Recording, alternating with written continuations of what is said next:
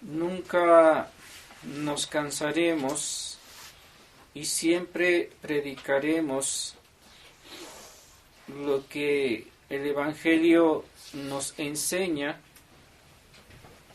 Dejar de hacerlo es dejar de lado la doctrina de nuestro Señor Jesucristo. Aunque volvamos a insistir sobre lo mismo, pues el Señor Dios nuestro no quiere que de ninguna manera caigamos o vayamos a parar al infierno. Por eso Él de mil maneras trata de que no caigamos en aquel lugar, porque Él lo conoce perfectamente. Nosotros tenemos una imagen pálida, hasta cierto punto irreal, o hasta cierto punto muy limitadísima, sobre los castigos que al condenado esperan en el infierno. O si supiéramos, aunque sea un segundo o un minuto, sería ya demasiado, lo que Dios tiene guardado a quienes, por desgracia, incurren en faltas tan terribles que merecen no otra cosa sino el fuego eterno. Y de mil maneras, como ya dije, Él quiere que no vayamos a parar a ese lugar. Pues me pregunto, ¿a dónde conduce lo que Él acaba de mencionar con este ejemplo tan patente que no cabe discusión de ninguna clase o de ninguna índole? Habla perfectamente de dos virtudes, de un pecado y de una virtud. Eso es lo correcto. Primero es el pecado de soberbia y el segundo es la virtud de la humildad. De sobra sabemos que este pecado capital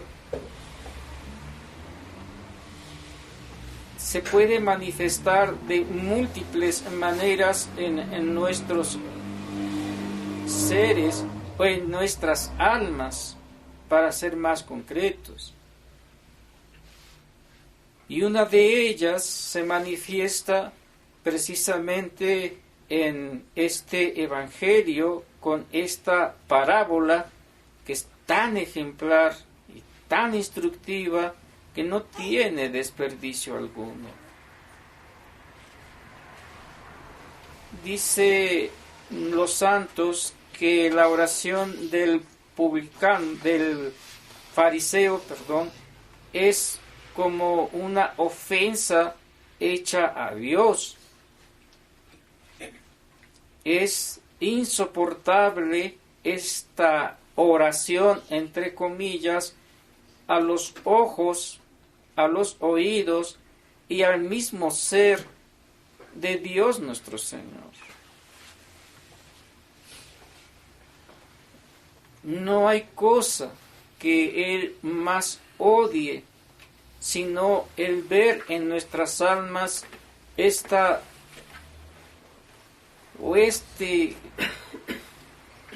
defecto inmenso esta soberbia que no la soporta. Soporta al pecador arrepentido, como luego veremos más adelante, pero odia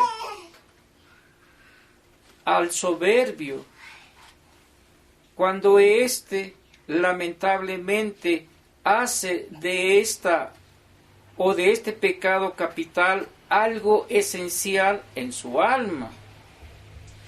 Cuando está convencido totalmente de eso y que ha encarnado lamentablemente este pecado capital en su corazón.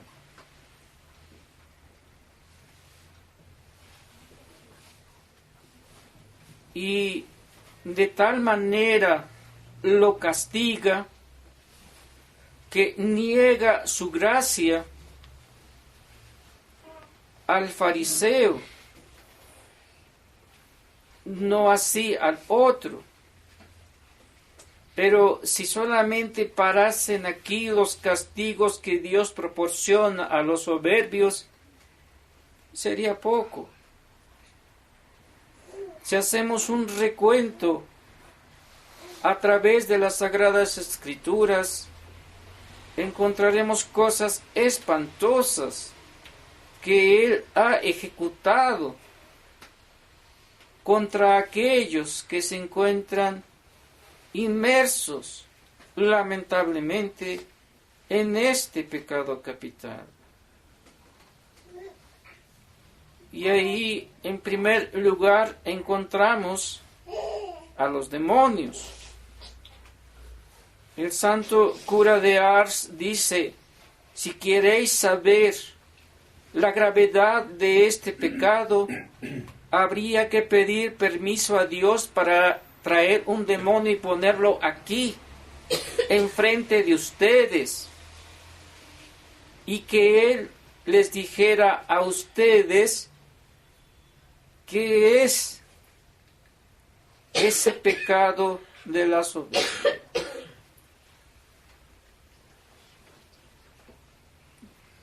No hay explicación. ¿O qué diría el diablo acerca de ese pecado? ¿Ustedes se imaginan? Yo no me imagino. Porque el tan solo hecho de verlo ya comprendería con qué rigor castiga nuestro Señor a los soberbios. ¿Y por qué lo castigó a Él de esa manera? Porque desde lo más íntimo de su ser, no podemos decir de su corazón porque no tenía, sino de lo más íntimo de su ser, quiso ser igual a Dios. O, dígase de paso, también, ¿por qué no?, más que Dios. Santo Tomás de Aquino explica muy bien esta palabra más que Dios. Y nos dice allí que el demonio sabe muy bien que nunca va a suplir el ser divino, o sea, la misma substancia de Dios, sino que más bien se refiere a una parte de eso que Dios es, su omnipotencia divina, por así decirlo, que Él puede también dar a los hombres para que ellos la apliquen a las almas y por medio de ellas alcancen dichas almas también la salvación eterna. Quiso ser entonces accidentalmente hablando más que Dios, pero nunca esencialmente. Y así, de esa manera, Dios nuestro Señor, en respuesta, castiga muy fuerte al demonio, como ustedes ya lo saben. Si eso hace entonces con el demonio, ¿qué no hará con el hombre? Y ahí lo tenemos el otro ejemplo muy claro en Adán y Eva.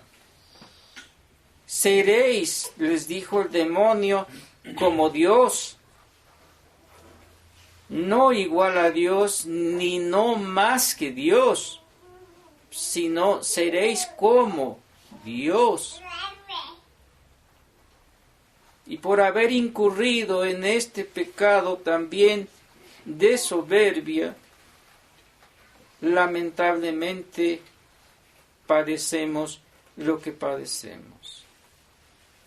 Y ahí está otro ejemplo claro de castigo, de aplicación de la justicia divina, más que nada y sobre todo realizada en la expulsión del demonio y en la expulsión de Adán y Eva del paraíso. Al uno lo expulsó del cielo, al otro lo expulsó del paraíso. ¿Qué nos queda entonces a nosotros? ¿Qué queda a aquellos que estamos padeciendo precisamente el castigo que Dios propició a Adán?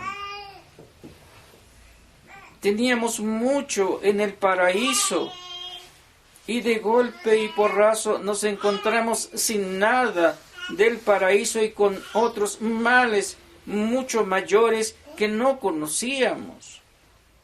Y entre ellos podíamos decir la muerte, porque como dice San Pablo, la muerte entró al mundo por el pecado.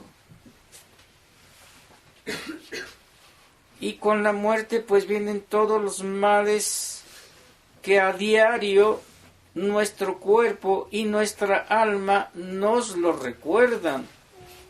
Pero todavía tenemos lamentablemente ese pecado de soberbia cimentado hasta lo más profundo de nuestro ser. ¿Cuánto no hay que pedir a Dios para que nos quite este maldito pecado? ¿Cuánto no hay que arrastrarse, si es posible, ante la presencia divina y decir: Señor, arranca de mí esta maldita hierba que envenena no solamente mi corazón, sino mi alma, que envenena a todos los que están a mi alrededor y que los hace también pecar. Y es como que si el soberbio arrastrase sobre sí a todos aquellos a quienes les da mal ejemplo. ¿Y a dónde los va a arrastrar sino al fuego eterno? Es por eso que debemos hacer un examen de conciencia. Saber hasta dónde está arraigado este maldito pecado en nuestra alma.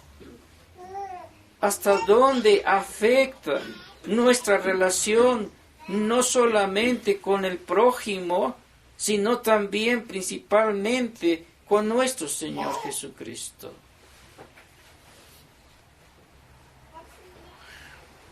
Qué horrible será decir o escuchar a nuestro Señor decir el día del juicio: maldito al fuego eterno, donde será el llanto y crujir de dientes.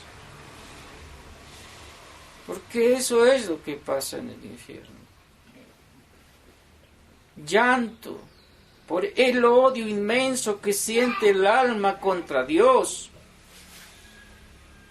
Crujir de dientes, la rabia que embarga y envuelve totalmente a esa pobre alma contra nuestro Señor. Impotencia de no poder hacer nada contra Él. Simplemente no existe el amor en el infierno. Pero eso sí, abunda en gran cantidad el odio, no solamente a nuestro Señor, sino a todos los que están allí metidos. ¿O acaso ustedes creen que se compadecen los condenados de las desgracias de los otros condenados?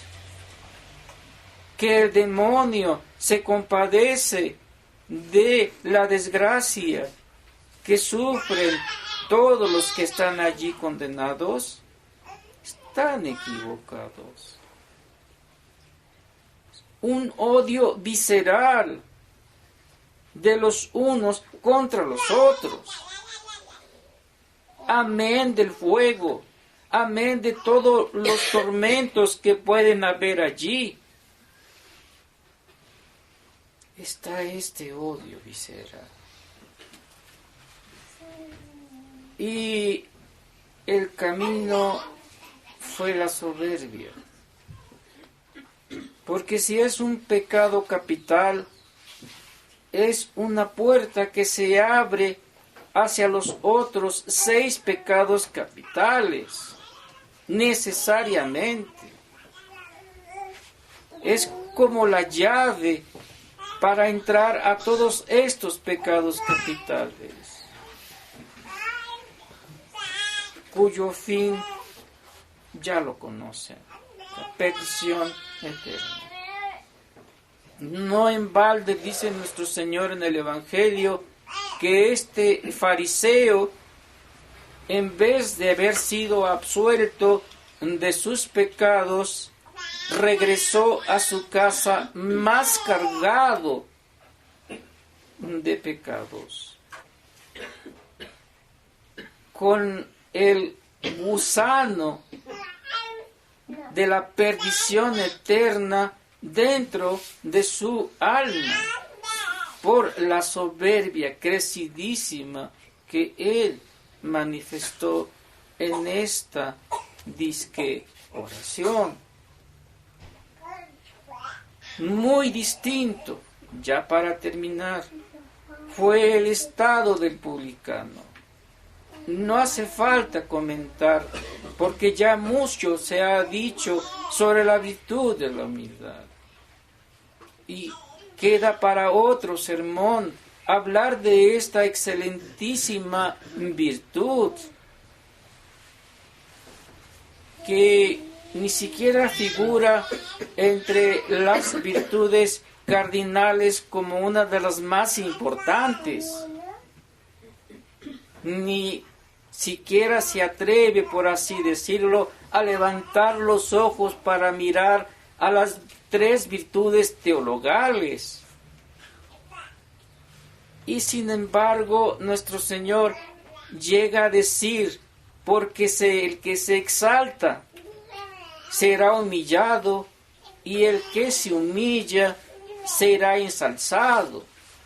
Es decir, el que está revestido de esta virtud de la humildad será ensalzado a los ojos de Dios. Y también hay ejemplos muy grandes sobre esto, pero solamente me atendré a uno, al de la Santísima Virgen María.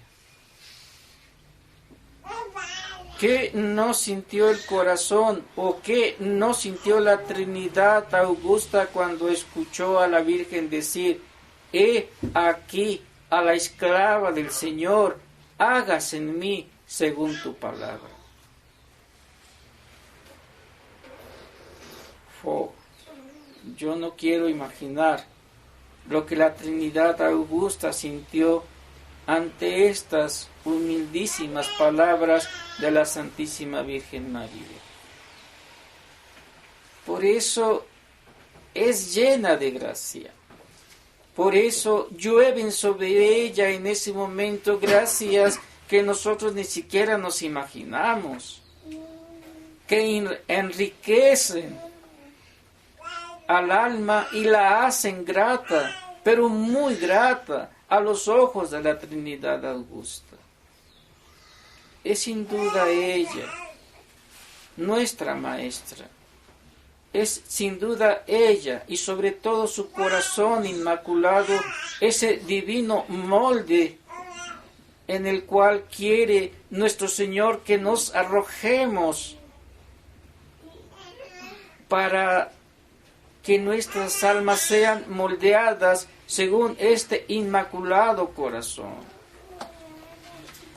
Porque decir que nos vamos a arrojar en el corazón sacratísimo de nuestro Señor Jesucristo es muy piadoso, es muy hermoso, pero recordemos que Él es Dios y hombre a la vez, y que hay cosas que jamás podremos nosotros imitar total y absolutamente de Él, por su naturaleza divina, que no comparte nada con la naturaleza humana.